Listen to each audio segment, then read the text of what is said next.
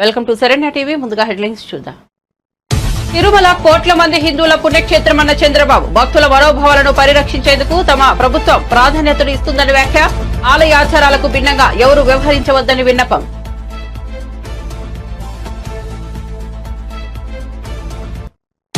స్వామిని దర్శించుకునేందుకు మాజీ సీఎంకు హక్కు లేదా అని జగన్ ప్రశ్న. లడ్డూ అంశాన్ని డైవర్ట్ చేసే ప్రయత్నం చేస్తున్నారని మండిపాటు. తిరుమల లడ్డూ విశిష్టతను దెబ్బతీస్తున్నారని ఆగ్రహం.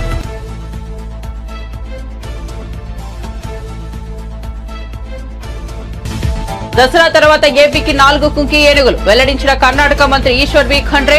ఏపీ కర్ణాటక రాష్ట్రాల మధ్య కుదిరిన 6 కీలకమైన ఒప్పందాలు.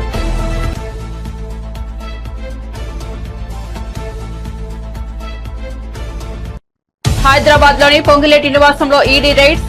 మొత్తం 15 చోట్ల ఏకకాలంలో సోదాలు. ఢిల్లీ నుంచి వచ్చిన ఈడీ అధికారులు.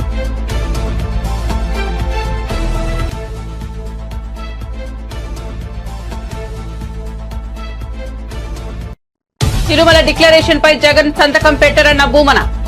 సంతకం చేయకుండానే స్వామివారిని దర్శించుకుంటామని వ్యాఖ్య. తమను ఎవరు అడ్డుకోలేరన్న టీటీడీ మాజీ చైర్మన్.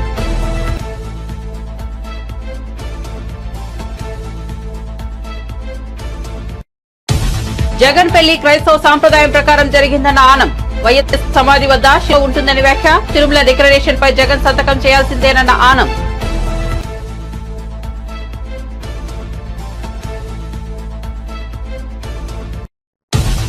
రైతులకు కాంగ్రెస్ ఇచ్చిన హామీలను వెంటనే అమలు చేయాలని హరీష్ రావు డిమాండ్. కేసీఆర్ హయాంలో నాట్ల సమయంలోనే రైతు బంధు ఇచ్చామన్న మాజీ మంత్రి ఇప్పుడు పంట తోటకు వచ్చినా ఇవ్వలేదని విమర్శ. 2 పిల్లలు కూలితే ప్రాజెక్టే కూలిపోయినట్లుగా మాట్లాడుతున్నారని ఆగ్రహం. ఇక వార్త వివరాల్లోకి వెళ్తే తిరుమల లడ్డూ ప్రసాదం వ్యవహారం పూర్తిగా రాజకీయ రంగు పులుముకుంది. తిరుమల పర్యటనకు వెళ్తున్నారని జగన్ ప్రకటించిన తర్వాత ఈ వ్యవహారం మరింత ముదిరింది. క్రైస్తవుడైన జగన్ తిరుమల డిక్లరేషన్ పై సంతకం చేసిన తర్వాతే శ్రీవారిని దర్శించుకోవాలని హిందూ సంఘాలు డిమాండ్ చేశాయి. ఈ క్రమంలో ఏపీ ముఖ్యమంత్రి చంద్రబాబు ఎక్స్ వేదికగా కీలక వ్యాఖ్యలు చేశారు. కలియుగ వైకుంఠమైన తిరుమల శ్రీవారి ఆలయం కోట్ల మంది హిందువుల అతిపెద్ద పుణ్యక్షేత్రమని సీఎం చెప్పారు. ఈ దివ్యక్షేత్రం మన రాష్ట్రంలో ఉండటం మన అందరి అదృష్టమని అన్నారు. 7 కొండల వారి పవిత్రతను కాపాడేందుకు భక్తుల మనోభావాలను పరీక్షించేందుకు తమ ప్రభుత్వం ఎప్పుడూ అత్యంత ప్రాధాన్యతను ఇస్తుందని చెప్పారు. తిరుమల దర్శనానికి వెళ్లే ప్రతి భక్తుడు అత్యంత నియమనిష్టలతో శ్రద్ధాశక్తులతో స్వామివారిని కలుస్తారని అన్నారు.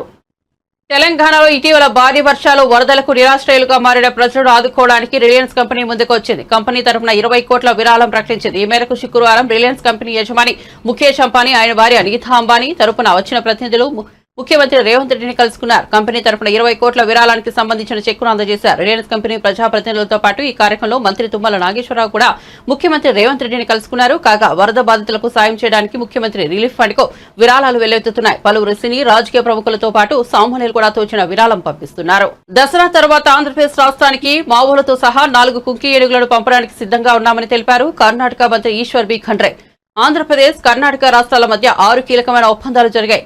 రాష్ట్ర ఉప ముఖ్యమంత్రి అటవీ పర్యావరణ శాస్త్ర సాంకేతిక శాఖ మంత్రి పవన్ కళ్యాణ్ తో కర్ణాటక రాష్ట్ర అటవీ పర్యావరణ శాఖల మంత్రి ఈశ్వర్ బి ఖండ్రే సమావేశమయ్యారు. ఈ భేటీలో 2 రాష్ట్రాల అటవీ శాఖ ఉన్నతాధికారులు పాల్గొన్నారు. అనంతరం మీడియాతో ఈశ్వర్ బి ఖండ్రే ఈఎంఓఈకు సహకరించిన 2 రాష్ట్రాల సీఎంలు, డిప్యూటీ సీఎంలు, అధికారులకు ధన్యవాదాలు తెలిపారు.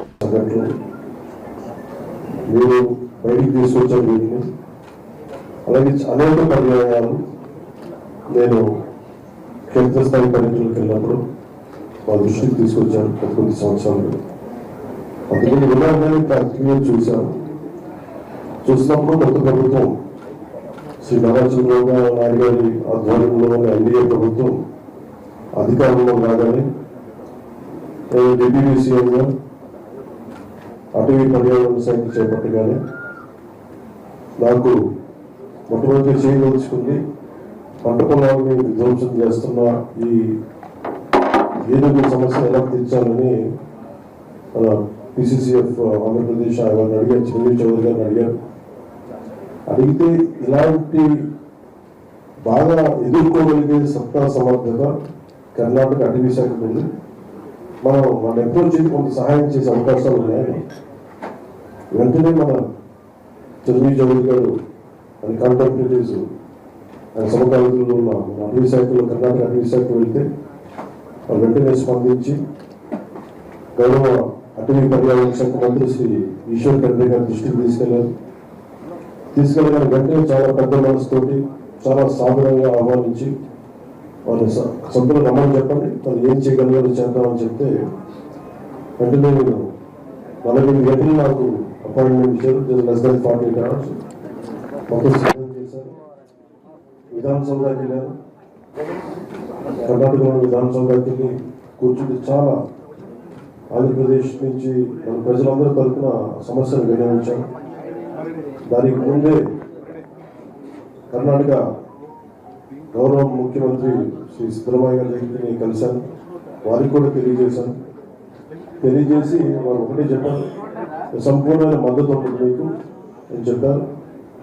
శ్రీ సిద్ధరామయ్య గారి దగ్గరికి కలిశాను, వారికి కూడా తెలియజేసి వారు ఒకటే చెప్పారు, సంపూర్ణమైన మద్దతు ఉంటుంది మీకు అని చెప్పారు. అలాగే ఈశ్వర్ ఖండ్రే గారి దృష్టికి తీసుకెళ్తే ఆ రోజున చాలా పెద్ద ఎత్తున స్వాగతం పలికి చాలా ప్రేమగా ఆప్యాయంగా సమస్యలన్నీ విని సాదరంగా ఆహ్వానించి చెప్పారు. ఈ సమస్యలు ఉన్నాయంటే వెంటనే ఆయన పెద్ద ఆలోచన కూడా అలా చేయలేదు. మీరు ఇంత దూరం వచ్చారు, మేము మీకోసం చేస్తాం. సో దాంట్లో భాగంగా నేను ప్రతిపాదించింది కానీ మన అటవీశాఖ ఆంధ్రప్రదేశ్ అటవీశాఖ అధికారులు ఉన్నత అధికారులు ప్రతిపాదించింది ఇట్లా ఎలా చేద్దాం దీన్ని అంటే ఈశ్వర్ ఖండ్రే గారు ఆయనే ముందస్తుగా తెలియజేసింది ఏంటంటే ఒక MOU చేసుకుందాం. ఇప్పుడు దాకా దేశంలో ఇరు రాష్ట్రాల మధ్య అటవీశాఖకు సంబంధించి ఇలాంటి MOUలు ఎప్పుడు జరగలేదు. అది ఈశ్వర్ ఖండ్రే గారు చెప్పారు, ఇప్పుడు దాకా ఎప్పుడు జరగలేదని. పొరుగు రాష్ట్రాల మధ్య ఇంటర్ డిపెండెన్స్ ఉండాలి, పరస్పర సహకారం ఉండాలి, దీన్ని ఖచ్చితంగా ముందుకు తీసుకెళ్దామని చెప్పి ఆ రోజున సమస్యలన్నీ మేము వారి దృష్టికి తీసుకెళ్ళినప్పుడు ముఖ్యంగా 6 అంశాల మీద చాలా కీలకమైన నిర్ణయాలు తీసుకున్నాం. ఒకటి, ఈ ఏనుగులు మొత్తం ఒకవైపు మన తమిళనాడు నుంచి కర్ణాటక నుంచి ఇటు కేరళ నుంచి మొత్తం ఇది ఎలిఫెంట్ కారిడార్. అది ఒకసారి తమిళనాడులో ఉన్న ఎలిఫెంట్స్ కూడా ఇక్కడికి వచ్చేస్తే మనకున్నది. తన రాజకీయ జీవితంలో ఇంత దుర్మార్గమైన ప్రభుత్వాన్ని ఎప్పుడు చూడలేదని వైసీపీ అధినేత జగన్ మండిపడ్డారు. మాజీ ముఖ్యమంత్రి అయిన తాను తిరుమల వెంకటేశ్వర స్వామిని దర్శించుకోవడానికి వెళ్తుంటే అడ్డుకునే ప్రయత్నం చేశారని అన్నారు. తిరుమల పర్యటన రద్దు చేసుకున్న అనంతరం జగన్ మీడియా సమావేశం నిర్వహించారు. ప్రెస్ మీట్ లో ఆయన మాట్లాడుతూ దేవుడి దగ్గరకు వెళ్తుంటే అడ్డుకునే కార్యక్రమాన్ని ఎప్పుడు చూడలేదని అన్నారు. జగన్ తో పాటు వెళ్లేందుకు అనుమతి లేదంటూ వైసీపీ నేతలకు నోటీసులు ఇచ్చారని దుయ్యబట్టారు. ఇది రాక్షస రాజ్యం కాదా అని ప్రశ్నించారు. లడ్డూ అంశాన్ని డైవర్ట్ చేసేందుకే ఇలా చేస్తున్నారని అన్నారు. 100 రోజుల ప్రభుత్వ పాలన వైఫల్యాల నుంచి ప్రజలను డైవర్ట్ చేసేందుకు ప్రయత్నిస్తున్నారని మండిపడ్డారు.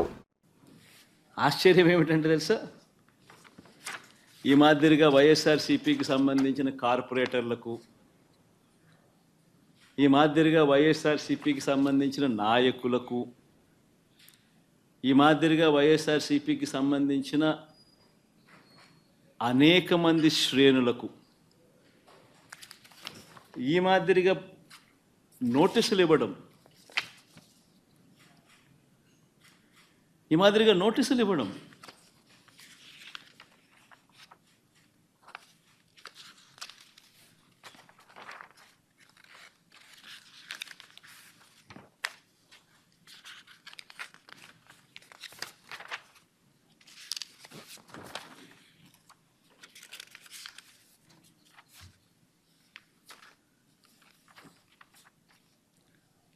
నోటీసులో ఏమని రాస్తారు,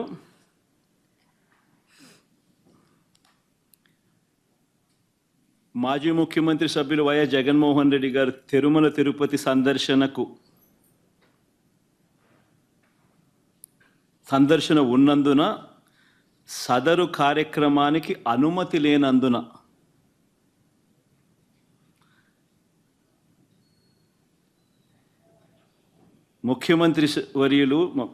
మాజీ ముఖ్యమంత్రి వర్యులు వైఎస్ జగన్మోహన్ రెడ్డి గారి తిరుమల తిరుపతి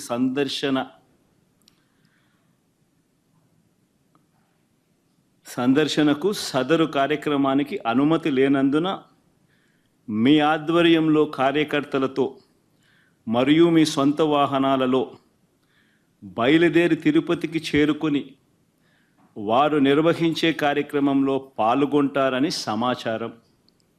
కావున అనుమతి లేని పై తెలిపిన కార్యక్రమమందు పాల్గొనడం చట్టరీత్యా వ్యతిరేకమని తెలియజేస్తూ ఇవ్వబడుతున్న నోటీసు.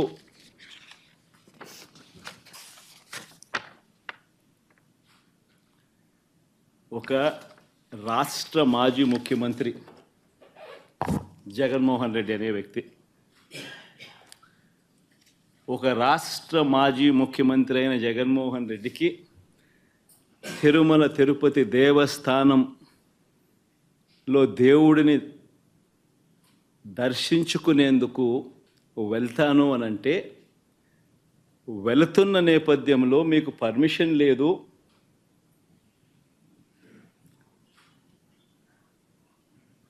ఆ కార్యక్రమంలో ఎవరు పాలుపంచుకున్నా మీ అందరినీ అరెస్ట్ చేస్తాము అని గుడికి పోవడానికి పోతా ఉంటే నోటీసులు ఇస్తూ ఉన్నారు. నిజంగా ఆలోచన చేయమని అడుగుతా ఉన్నా. ఏ ప్రపంచంలో ఉండం? రాక్షస రాజ్యం కాదా ఇదని అడుగుతా ఉన్నా.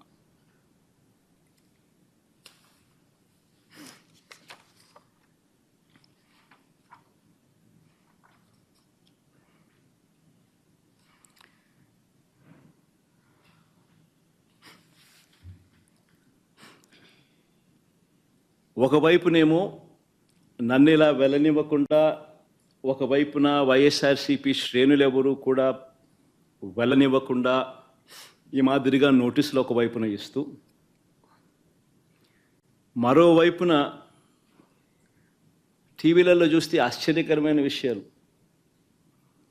చుట్టుపక్కల రాష్ట్రాల నుంచి కూడా బీజేపీ వాళ్ళని తప్పిస్తున్నారు.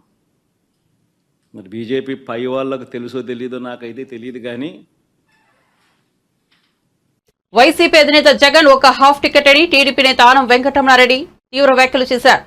ఆయన హిందువా లేక క్రిస్టియానా అని ప్రశ్నించారు. 100 ఏళ్ల క్రితం 1925లో వైఎస్ కుటుంబం క్రైస్తవ మతం తీసుకుందని చెప్పారు. ఆనాటి నుంచి ఇప్పటి వరకు వైఎస్ కుటుంబం యేసుక్రీస్తునే నమ్ముతోందని తెలిపారు. జగన్ తల్లి విజయమ్మ, భార్య భారతి, సోదరి షర్మిల అందరూ క్రైస్తవులేనని చెప్పారు. జగన్ పెళ్లి క్రైస్తవ సాంప్రదాయం ప్రకారమే జరిగిందని వెంకటరమణారెడ్డి తెలిపారు. వైఎస్ రాజశేఖర రెడ్డి, భారతి తండ్రి అంత్యక్రియలు క్రైస్తవ సాంప్రదాయం ప్రకారమే జరిగాయని చెప్పారు. వైఎస్ సమాధి వద్ద సిలువ ఉంటుందని అన్నారు. జగన్ క్రిస్టియన్ కాకపోతే అక్కడున్న సిలువను తొలగించాలని చెప్పారు. క్రైస్తవులను కూడా జగన్ మోసం చేస్తున్నారని మండిపడ్డారు. సిబిఐకి ఇచ్చిన అఫిడవిట్లో జగన్ తనను క్రిస్టియన్ గానే చెప్పుకుంటున్నాడని తెలిపారు. వైఎస్ వెంకటరెడ్డి అంటే రాజశేఖర రెడ్డి గారి తాత. కడపలో జేజి తాత అంటారు, మా ఊర్లో తాత అంటాం మేము. వైఎస్ వెంకటరెడ్డి అనే వ్యక్తి, ఈయన వైఎస్ జగన్మోహన్ రెడ్డికి జేజి తాత. ఈ వైఎస్ వెంకటరెడ్డి ఒక ముఠా నాయకుడు.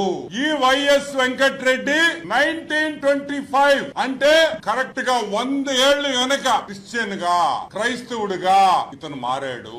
ఈ ముఠా నాయకుడిలో మార్పు వచ్చి క్రైస్తవుడుగా, క్రిస్టియన్ గా యేసు ప్రభుని నమ్ముకొని ఇతను క్రిస్టియన్ అయ్యాడు. 100 ఏళ్ల ముందర 1925 ఈ వైఎస్ వెంకటరెడ్డి క్రిస్టియన్ గా మారిన తర్వాత వాళ్ళ కుటుంబం అంతా క్రిస్టియానిటీలోనే ఉండింది. యేసు ప్రభువునే నమ్ముకున్నారు. అది తప్పు కాదు. ఎవరు ఏ రిలీజన్ ని నమ్ముకోవాలన్నా, ఏ మతాన్ని ఎవరన్నా నమ్ముకోవాలన్నా అది వాళ్ళకి పూర్తి స్వేచ్ఛ భారతదేశంలో ఉంది అనే విషయం మనం అందరినీ గమనించాలి. ఓకే, జయమ్మ ఎవరు? సాక్షాత్తు వైఎస్ రాజశేఖర రెడ్డి తల్లి. ఆమె కూడా క్రిస్టియనే. నేను ఒకటే అడుగుతున్నా మిమ్మల్ని, ఒక్కసారి గుర్తు పెట్టుకోండి. వైఎస్ విజయమ్మ కూడా క్రిస్టియనే, రాజశేఖర రెడ్డి క్రిస్టియనే. రాజశేఖర రెడ్డి శ్రీమతి పెద్దామి విజయమ్మ గారు, ఆమె కూడా క్రిస్టియనే. జగన్మోహన్ రెడ్డి క్రిస్టియనే. జగన్మోహన్ రెడ్డి భార్య క్రిస్టియనే. జగన్మోహన్ రెడ్డి చెల్లి క్రిస్టియనే. నేను అడుగుతున్నాను, ఒక ముఠా నాయకుడు అని, వైఎస్ వెంకటరెడ్డి ముఠా నాయకుడు, ఒక ఫ్యాక్షనిస్ట్ అని నేను చెప్పలేదు. చెప్పింది ఎవరు? విమలమ్మ గారు. సాక్షాత్తు విమలమ్మ గారు చెప్పారు. ఏమని? మా తాత యోధుడు గారు సంధించి వెంకటరెడ్డి అని మా తాత గారు 93 సంవత్సరాలు అంటే 1925 లో క్రైస్తవుడిగా మారాడు. యేసు ప్రభువుని స్వంత రక్షణగా అంగీకరించాడు. అంతకు ముందర ఆయన విగ్రహాలు పూజించేవాడు. రాయలసీమలో ముఠా నాయకుడు. ఇది నేను చెప్పలా, వైఎస్ విమలమ్మ చెప్పింది. ఆమె రాసిన బయోగ్రఫీలో, ఆమె రాసిన ఆత్మకథలో సాక్షాత్తు ఆమె చెప్పింది, మా తాతగారు 1924లో ఎగ్జాక్ట్ గా 100 ఏళ్ల ముందర మేము క్రిస్టియన్స్ అయిపోయాము అని. తెలంగాణ మంత్రి పొంగులేటి శ్రీనివాసరెడ్డికి ఈడీ షాక్ ఇచ్చింది. హైదరాబాద్ నార్సింగిలోని ఆయన ఇంటిపై ఈడీ రైడ్ చేసింది. పొంగులేటి నివాసంలో ఈడీ తనిఖీలు నిర్వహిస్తోంది. ఉదయం నుంచి సోదాలు కొనసాగుతున్నాయి. మొత్తం 15 చోట్ల ఏకకాలంలో ఈడీ సోదాలు నిర్వహిస్తున్నారు. ఈ 15 ప్రాంతాల్లో శ్రీనివాసరెడ్డికి చెందిన ఫార్మా, రియల్ ఎస్టేట్ కంపెనీలో కూడా ఈడీ అధికారులు సోదాలు చేస్తున్నారు. ఖమ్మంలోని ఆయన నివాసంలో కూడా సోదాలు జరుగుతున్నట్లు సమాచారం. ఈడీ అధికారులు ఢిల్లీ నుంచి వచ్చారు. సీఆర్ఎఫ్ పోలీసుల భద్రత మధ్య సోదాలు జరుగుతున్నాయి. రాష్ట్రంలో విచిత్ర పరిస్థితులు నెలకొన్నాయని, రాష్ట్ర వ్యాప్తంగా భయాందోళనలు, అశాంతి తలెత్తేలా ప్రభుత్వం ప్రయత్నించడం దారుణమని మాజీ మంత్రి అంబటి రాంబాబు అన్నారు. శుక్రవారం ఆయన తాడేపల్లిలోని వైఎస్ఆర్సీపీ కేంద్ర కార్యాలయంలో మీడియా సమావేశంలో మాట్లాడుతూ వైఎస్ జగన్ తిరుపతి వెళ్తుంటే ప్రభుత్వానికి ఆందోళన ఎందుకు అంటూ ప్రశ్నించారు. వైఎస్ జగన్ తిరుపతి ఎట్లా వస్తాడో చూస్తామని కొందరు మాట్లాడుతున్నారు. హైదరాబాద్ కు చెందిన బీజేపీ నేతలు, తిరుపతి జనసేన నేతలు, టీడీపీ వారిదే అదే మాట. ఇంత విచిత్రమైన పరిస్థితిని నేనెప్పుడు చూడలే. వైఎస్ జగన్ ఓ 6గురితో కలిసి తిరుపతి వెళ్తున్నారు. అధికారికంగా అందరికీ తెలిసిందే. ఆయన వెంట ఎవరూ వెళ్లొద్దంటూ పోలీసులు ఆంక్షలు పెట్టడమేంటి? వెంకటేశ్వర స్వామిని మాజీ సీఎం దర్శించుకోవడానికి అనుమతి లేకపోవడమేంటి? దేవుడి దర్శనం ఒక అనుమతి కావాలా? దైవ దర్శనానికి పోలీసుల నుంచి అనుమతి తీసుకోవడం ఏనాడైనా ఉందా అని అంబటి రాంబాబు నిలదీశారు. మాజీ ముఖ్యమంత్రి వైఎస్ఆర్ కాంగ్రెస్ పార్టీ అధ్యక్షులు జగన్మోహన్ రెడ్డి గారు ఈరోజు సాయంత్రం బయలుదేరి తిరుమల చేరుకొని అక్కడ నైట్ హాల్ట్ ఉండి ఉదయాన్నే శ్రీ శ్రీ శ్రీ వెంకటేశ్వర స్వామిని దర్శించుకోవాలనేటువంటి ఒక ప్రోగ్రాంలో ఈరోజు బయలుదేరుతున్న సందర్భంలో పురస్కరించుకొని రాష్ట్రంలో ఒక విచిత్రమైన పరిస్థితులను ఈ ప్రభుత్వం క్రియేట్ చేసేటటువంటి దీనస్థితికి దిగజారిపోయింది. ఒక మాజీ ముఖ్యమంత్రి దైవ దర్శనానికి వెళ్తున్నారని ప్రకటించిన తర్వాత రాష్ట్ర వ్యాప్తంగా ప్రకంపనలు సృష్టించాలనేటువంటి ఒక దురుద్దేశంతో అనేక రకాలైనటువంటి విషపూరితమైన ప్రచారాలు చేయడంతో పాటు అశాంతిని క్రియేట్ చేయాలనేటువంటి ఒక దుర్బుద్ధితో ఇవాళ రాష్ట్ర ప్రభుత్వమే పనిచేయటం, ఆ రాష్ట్ర ప్రభుత్వంలో ఉన్నటువంటి 3 పార్టీలు కూటమి ఇదే విధంగా ప్రవర్తన చేయడం చాలా దురదృష్టకరం. తిరుమలలో జనసేన వారు అసలు మాజీ ముఖ్యమంత్రి ఎలా వస్తాడు, ఎలా దర్శనం చేసుకుంటాడు చూస్తామనేటువంటి మాట. భారతీయ జనతా పార్టీకి సంబంధించిన వారు హైదరాబాద్ నుంచి కూడా వచ్చి ఇక్కడే కూర్చొని జగన్మోహన్ రెడ్డి గారిని మేము అడ్డుకుంటాం, కొండ మీదకి ఎలా వెళ్తాడు అనేటువంటి మాట. తెలుగుదేశం మాట కూడా ఇదే మాట, అక్కడ ఉన్నటువంటి నాయకులు. ఇక చూస్తే పోలీసు వారు ఏంటంటే, జనరల్గా నేను ఎప్పుడు ఇంత విచిత్రమైనటువంటి పరిస్థితిని నేను తిరుమలలో చూడలా, రాష్ట్ర వ్యాప్తంగా కూడా చూడలా. ఏదైనా ఒక ఆందోళన జరుగుతున్నప్పుడు ఆ ఆందోళనని కట్టడి చేయడం కోసం నోటీసులు ఇస్తారు. ఇక్కడ ఆందోళన ఏముంది? జగన్మోహన్ రెడ్డి గారు దైవ దర్శనానికి వెళ్తున్నాడు. ఆయన కూడా ఒక 6-7 కలిసి వెళ్తున్నారు. It is an official announcement. మీరందరూ రావడానికి వీల్లేదని ఎక్కడో రాయలసీమలో ఉన్న వారికి నోటీసులు ఇచ్చే కార్యక్రమం చేస్తున్నారు. మా ఎంపీ జనరల్గా ఉంటారు, తిరుమల ఎంపీ గురుమూర్తి గారు వైఎస్ఆర్ కాంగ్రెస్ పార్టీ నుంచి గెలుపొందినటువంటి వ్యక్తి. ఆయన జగన్మోహన్ రెడ్డి గారు వచ్చినప్పుడు పార్టీ అధ్యక్షులు కాబట్టి ఆయన కూడా అకంపెనీ అవ్వచ్చు. ఆయనకు నోటీస్ ఇచ్చారు, నువ్వు రావడానికి వీల్లేదు, జగన్మోహన్ రెడ్డి గారు వస్తున్న సందర్భంలో మీరెవరు కూడా కనబడడానికి వీల్లేదు అనేటువంటి మాట ఆయన చెప్తారు. దీనిలో చిత్రం ఏంటంటే, ఈ నోటీస్ చదువుతాను, పోలీస్ నోటీసు. 27/9/24 తేదీన మాజీ ముఖ్యమంత్రి వర్యులు వైఎస్ జగన్మోహన్ రెడ్డి గారు తిరుమల తిరుపతి సందర్శన ఉన్నందున సదరు కార్యక్రమానికి అనుమతి లేదని మీ ఆధ్వర్యంలో కార్యకర్తలతో మరియును మీ సొంత వాహనాలతో బయలుదేరి తిరుపతికి చేరుకుని వారు నిర్వహించే కార్యక్రమంలో పాల్గొంటారని సమాచారం. ఇది రైతులకు 2 లక్షల రుణమాఫీ జరిగే వరకు తాను నిద్రపోనని సీఎం రేవంత్ రెడ్డిని నిద్రపోనీయమని మాజీ మంత్రి BRS senior MLA Harish Rao అన్నారు. యనుమల రేవంత్ రెడ్డి అంటే ఎగవేతల రేవంత్ రెడ్డిగా మారారని ఎద్దేవా చేశారు. సిద్దిపేట జిల్లాలోని నంగునూరు మండల కేంద్రంలో బీఆర్ఎస్ నేతలు ధర్నా చేపట్టారు. 2 లక్షల రుణమాఫీతో పాటు రైతులకు కాంగ్రెస్ ఇచ్చిన హామీలు వెంటనే అమలు చేయాలని డిమాండ్ చేస్తూ బీఆర్ఎస్ నేతలు ఆందోళన చేపట్టారు. ఈ ధర్నాలో హరీష్ రావు పాల్గొన్నారు. ఈ సందర్భంగా ఆయన మాట్లాడుతూ కేసీఆర్ హయాంలో నాట్ల సమయంలో రైతు బంధు ఇస్తే పంటలు కోతకు వచ్చినా కాంగ్రెస్ ప్రభుత్వం ఇవ్వడం లేదన్నారు. తాము 10 ఏళ్ల పాటు రైతులకు ఇబ్బందులు లేకుండా 24 గంటలు కరెంట్ ఇస్తే కాంగ్రెస్ ప్రభుత్వం ఏమాత్రం దొంగతనంగా రాత్రి కరెంట్ ఇస్తోందని విమర్శించారు. కరోనా సమయంలో కూడా రైతు బంధు ఇచ్చి ఆదుకున్నామన్నారు. ఇప్పుడు మరి ఇప్పుడు ఎందుకు వస్తలేదు రైతు బంధు? కేసీఆర్ ఉండగా నాట్లు పడే వరకు మీ ఫోన్లన్నీ టింగున మోగినాయా లేవా? ఇప్పుడు నాట్లు అయిపోయా, కలుపు అయిపోయా, మందేస్తిమి. ఇక రేపు మాకు కోతకు రాబట్టే దసరా పండుగ దగ్గరికి వస్తుంది కానీ రైతు బంధు పైసలు మాత్రం రేవంత్ రెడ్డి ఎత్తలేడు. వేసిండా? మాటలు మాత్రం కోటలు దాటుతున్నాయి. మాట్లాడమంటే అన్ని వంకర మాటలు మాట్లాడతాడు. మరి రైతు బంధు ఎందుకు ఎత్తలేడు? ఏం చెప్పిందప్పుడు? కేసీఆర్ ఉండగా మొదలు 4,000 ఇచ్చిండు, మళ్ళా గెలిస్తే 5 ఇస్తా అంటే 5 ఇచ్చిండు, మళ్ళా గెలిస్తే 8,000 చేస్తా అన్నాడు. కానీ గెలిస్తే మనం చేద్దాం. కానీ వీళ్ళు గెలిచిండ్రు 7,500 ఇస్తా అన్నారు.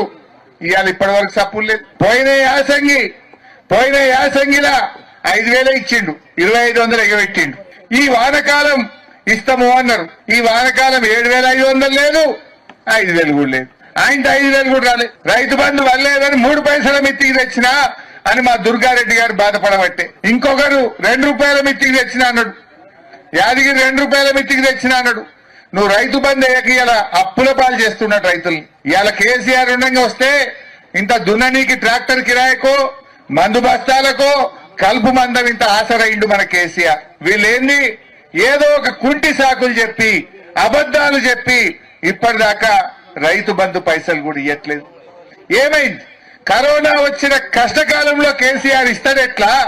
ఇప్పుడు అంత మంచిగా ఉన్నప్పుడు రేవంత్ రెడ్డి ఇయ్యడెట్లా? ఇది న్యాయమా అని నేను అడుగుతున్నా. ఇది మోసం చేయడం కాదా? రాష్ట్రంలో రైతుల్ని ఆగం చేయడం కాదా? కేసీఆర్ ఒక్కసారి ఇచ్చిండా? 11 సార్లు ఇచ్చిండు. 11 సార్లు రైతు బంధు ఇచ్చిండు. టైం మీద ఇచ్చిండు. ఇంకో పని ఆపుకున్నాడు, ఇంకో పద్దు ఆగబట్టుకున్నాడు. కానీ రైతుకు మాత్రం తిప్పలు పెట్టలే. అది ఎరువు బస్తాలైనా, కరెంట్ అయినా, రైతు బంద్ అయినా, ఊరూరికి కొనుగోలు కేంద్రాలు పెట్టి ఒక్క గింజ లేకుండా టైం మీద వడ్లు కొనుడైనా, వడ్ల పైసలు 3 వద్దులలో వేసుకుంటా మిమ్మల్ని కాపాడుకోలే. వడ్లు కొంటే 3 వద్దులలో పైసలు వేసిండు కేసీఆర్. ఎక్కడ కూడా రైతుకు ఇంత ఇబ్బంది రానియలేదు. ఇంత కేసీఆర్ వచ్చినాకనే రైతుల భూముల విలువలు పెరగలే. మన ఊర్లో పొన్న కేసీఆర్ రాకముందు 5 లక్షలుండే. కేసీఆర్ వచ్చి కరెంటు మంచిగా ఇచ్చి, కాళేశ్వరం నీళ్లు తెచ్చి, చెరువులు మంచిగా చేసి, పెద్దవాగు మీద చెక్ డ్యాములు కట్టి, కానుగొర్రె మీద ఇన్ని చెక్ డ్యాములు కట్టి మంచిగా 2 పంటలు వండేటట్టు వ్యవసాయాన్ని మంచిగా చేసిండు. రైతు విలువ పెంచిండు.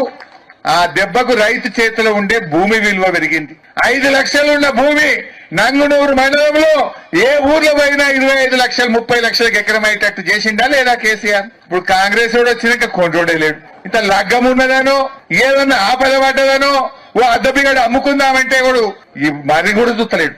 మళ్ళా భూముల విలువలు తగ్గినాయి. మళ్ళా కాంగ్రెస్ వచ్చింది, రైతు యొక్క విలువ తగ్గించేటువంటి పరిస్థితి వచ్చింది. ఇది మనం చూస్తలేమో ఊర్లో పోనా అంటే ఏ ఒక్క మంచి పని లేదు. మాజీ ముఖ్యమంత్రి జగన్ తిరుమల పర్యటన డిక్లరేషన్ అంశంపై రాష్ట్ర వ్యాప్తంగా చర్చనీయాంశంగా మారింది. ఈ అంశంపై ఏపీసీసీ చీఫ్ షర్మిల స్పందించారు. తిరుమలలో జగన్ డిక్లరేషన్ ఇవ్వాల్సిన అవసరం ఉందా అని షర్మిలను మీడియా ప్రతినిధులు ప్రశ్నించగా, తిరుమలలో డిక్లరేషన్ ఇవ్వాల్సిన రూల్ అందరికీ వర్తిస్తుందని సమాధానమిచ్చారు. Rules apply for all people అని ఏపీసీసీ చీఫ్ వ్యాఖ్యానించారు. ఇవి ఎక్కడికి దారి తీస్తాయి అన్న స్పృహ లేకుండా, అన్న ఇంగితమన్నా లేకుండా రెస్పాన్సిబుల్ పొజిషన్స్లో ఉన్న వాళ్ళు మాట్లాడాల్సిన మాటలేనా ఇవి? మళ్ళీ చెప్తున్నాం, లడ్డూ కల్తీ జరిగిన విషయంలో మతోన్మాద చర్యలు అవసరం లేదు, సవాళ్ళు ప్రతి సవాళ్ళు కూడా అవసరం లేదు. దీక్షలు, ప్రమాణాలు అంతకంటే అవసరం లేదు. ఇక్కడ కావాల్సిందల్లా నిజం. ప్రజలకు నిజం తెలియాలి. ఈ తప్పు ఎవరు చేశారు, పెద్ద చేపలా చిన్న చేపలా, ప్రజలకు నిజం తెలియాలి, చర్యలు తీసుకోవాలి. మళ్ళీ ఈ తప్పు జరగకుండా జాగ్రత్త పడాలి. అది మానేసి ఇలా నీచమైన మత రాజకీయాలు చేయడం చాలా దుర్మార్గం. మేము దీనికి వ్యతిరేకం. కాంగ్రెస్ పార్టీ ఒక సెక్యులర్ పార్టీ. కాంగ్రెస్ పార్టీ రాజ్యాంగాన్ని గౌరవించే పార్టీ. కాంగ్రెస్ పార్టీ అన్ని మతాలని గౌరవిస్తుంది, అన్ని కులాలను గౌరవిస్తుంది, అన్ని భాషలను, అన్ని ప్రాంతాలను గౌరవించే పార్టీ కాంగ్రెస్ పార్టీ. మా నాయకుడు రాహుల్ గాంధీ గారు సోదరభావం కోసం, ప్రేమను పెంచడం కోసం కన్యాకుమారి నుంచి కశ్మీర్ వరకు 1000 కిలోమీటర్లు పాదయాత్ర చేసిన వాడు మా నాయకుడు. సవినయంగా హంబ్లీ సబ్మిట్ దిస్. కాబట్టి ఇంత నీచమైన రాజకీయాలు చేయడం మేము తట్టుకోలేకపోతున్నాం. కానీ ఎన్నిసార్లు అడిగినా అటు మోడీ గారు కానీ ఇటు చంద్రబాబు గారు కానీ సిబిఐ ఎంక్వైరీ వేయటం లేదు. కాబట్టి మేము కాంగ్రెస్ పార్టీ ఈరోజు సుప్రీంకోర్టు చీఫ్ జస్టిస్ గారికి ఒక లేఖ రాయడం జరిగింది. ఈ లేఖ ద్వారా సిబిఐ ఎంక్వైరీ జరగాలి అని, ఎందుకు జరగాలో దాని కారణాలన్నీ వివరించడం జరిగింది. సుమోటో కింద సుప్రీంకోర్టే దీన్ని టేకప్ చేసి ఇన్వెస్టిగేట్ చేయాలని కోరడం జరిగింది. ఒకవేళ సిబిఐ ఎంక్వైరీ ఏ కారణం చేతైనా వీలు కాకపోతే మన రాష్ట్రం చేస్తున్న ఈ సిట్ ఇన్వెస్టిగేషన్ను సుప్రీంకోర్టు స్వయంగా మానిటర్ చేయాలని కోరటం జరిగింది. వైసీపీ అధినేత మాజీ ముఖ్యమంత్రి జగన్ తిరుమల పర్యటన ఉత్కంఠను రేకెత్తించిన సంగతి తెలిసిందే. తిరుమల శ్రీ వెంకటేశ్వర స్వామి వారిపై తమకు విశ్వాసం ఉందంటూ డిక్లరేషన్లో జగన్ సంతకం చేయాల్సిందేనని కూటమి నేతలు, హిందూ సంఘాలు డిమాండ్ చేశాయి. ఈ నేపథ్యంలో వైసీపీ నేత టీటీడీ మాజీ చైర్మన్ భూమన కరుణాకర్ రెడ్డి స్పందించారు. డిక్లరేషన్ పై జగన్ ఎందుకు సంతకం పెట్టాలని భూమన ప్రశ్నించారు. జగన్ ఆ పని చేయరని స్పష్టం చేశారు. సంతకం చేయకుండానే శ్రీవారిని దర్శించుకుంటామని చెప్పారు. తమను ఎవరూ అడ్డుకోలేరని అన్నారు. మరోవైపు చివరి క్షణంలో తిరుమల పర్యటనను జగన్ రద్దు చేసుకోవడం గమనార్హం. చంద్రబాబు నాయుడు గారు హిందువులనందరూని ఆకర్షించటానికి నెయ్యిలో జంతువుల కొవ్వు కలిపి అన్నప్రసాదాలు, లడ్లు తయారు చేస్తున్నారు అనే ఆరోపణ చేసి చివరకు అది పూర్తిగా ఆయన ఆరోపణ జనంలో పలుచునవుతున్నటువంటి సందర్భంలో మళ్ళీ కొత్తగా జగన్మోహన్ రెడ్డి గారు స్వామివారి దర్శనానికి వస్తూ ఉంటే ఆయన మీద నీలాప నిందలు మోపుతూ ఆయన కూటమి నాయకుల చేత, కార్యకర్తల చేత పెద్ద ఎత్తున ఆయన మాట్లాడిస్తున్నటువంటి మాటలన్నీ కూడా వింటున్నాం. ఆలయ అధికారులు ఒక్కరు కూడా నోరు మెదపకుండా ఉంటే కూటమి నాయకులు చంద్రబాబు నాయుడు గారే అన్నీ మాట్లాడేస్తున్నారు. నీ విషయంలో కల్తీ విషయం కూడా టీటీడీ ఈఓ ఏమాత్రము స్పందించకుండా ఉంటే సాక్షాత్తు ముఖ్యమంత్రి గారే మాట్లాడడం జరిగింది. ఈ రోజున జగన్మోహన్ రెడ్డి గారు ఆలయానికి వస్తున్నటువంటి సందర్భంలో రాయలసీమ అంతా కూడా 30 యాక్ట్ పెట్టి మా నాయకులని, కార్యకర్తల్ని భయభ్రాంతుల్ని చేస్తూ పోలీసు వాళ్ళు బెదిరిస్తూ బయటికి రాకూడదనని చెబుతూ ఎవరిని కూడా ఇంటి నుంచి బయటికి రాకుండా కట్టడి చేశారు. At the same time Telugu Desam party గుండాలు, జనసేన పార్టీకి సంబంధించిన గుండాలు, బీజేపీ ముసుగులో ఉన్నటువంటి గుండాలు వీళ్ళందరూ కలిసి జగన్మోహన్ రెడ్డి గారి పర్యటనను అడ్డుకోవటం కోసమని గత 2 రోజులుగా విశ్వ ప్రయత్నాలు చేస్తున్నారు. ఆ ప్రయత్నాలకు కొనసాగింపుగా ఈ రోజున వైఎస్ఆర్ కాంగ్రెస్ పార్టీ కార్యకర్తల్ని, నాయకుల్ని అందరినీ ప్రభుత్వం కట్టడి చేసింది కనుక జగన్మోహన్ రెడ్డి గారిని ఎయిర్పోర్ట్ నుంచి బయటికి రాగానే భౌతికంగా దాడి చెయ్యాలనని రౌడీలను, గూండాలను, హంతకులను పురికొల్పుతున్నారని మాకు వచ్చినటువంటి సమాచారం. ఇంత దారుణమైనటువంటి చర్య ఊహించలేం. ఇప్పటికే వాళ్ళ నాయకులందరూ కూడా ఒకరికొకరు ఫోన్లు చేసుకుంటూ ఎవరెవరు రావాలి, ఎలా దాడి చేయాలి అని రాళ్లతో, కర్రలతో ఆయనను గాయపరిచి హత్యా ప్రయత్నం చేయాలా అన్నంత తీవ్ర స్థాయిలో ఈ రోజున వాళ్ళు కుట్రకు తెర తీశారు. మేమేమి ఇది ఆరోపిస్తున్నటువంటి విషయం కాదు. బులెటిన్ ముగించే ముందు హెడ్లైన్స్ మరోసారి చూద్దాం. తిరుమల కోట్ల మంది హిందువుల పుణ్యక్షేత్రమన్న చంద్రబాబు భక్తుల మనోభావాలను పరిరక్షించేందుకు తమ ప్రభుత్వం ప్రాధాన్యతను ఇస్తుందని వ్యాఖ్య. ఆలయ ఆచారాలకు భిన్నంగా ఎవరు వ్యవహరించవద్దని విన్నపం.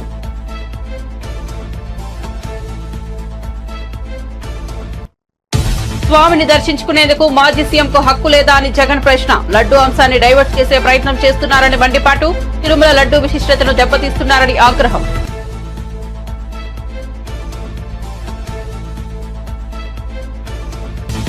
దసరా తర్వాత ఏపీకి 4 కుంకి ఏనుగులు వెల్లడించిన కర్ణాటక మంత్రి ఈశ్వర్ వి ఖండ్రే. ఏపీ కర్ణాటక రాష్ట్రాల మధ్య కుదిరిన 6 కీలకమైన ఒప్పందాలు.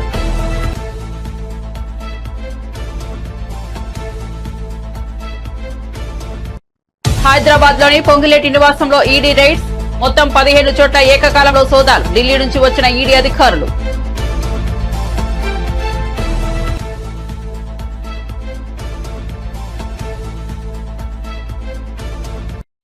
తిరుమల డిక్లరేషన్ పై జగన్ సంతకం పెట్టరన్న భూమన. సంతకం చేయకుండానే స్వామివారిని దర్శించుకుంటామని వ్యాఖ్య. తమను ఎవరు అడ్డుకోలేరన్న టీటీడీ మాజీ చైర్మన్.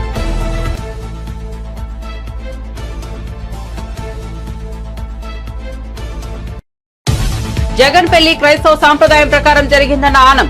వైఎస్ సమాధి వద్ద శివ ఉంటుందని వ్యాఖ్య. తిరుమల డిక్లరేషన్ పై జగన్ సంతకం చేయాల్సిందేనన్న ఆనం.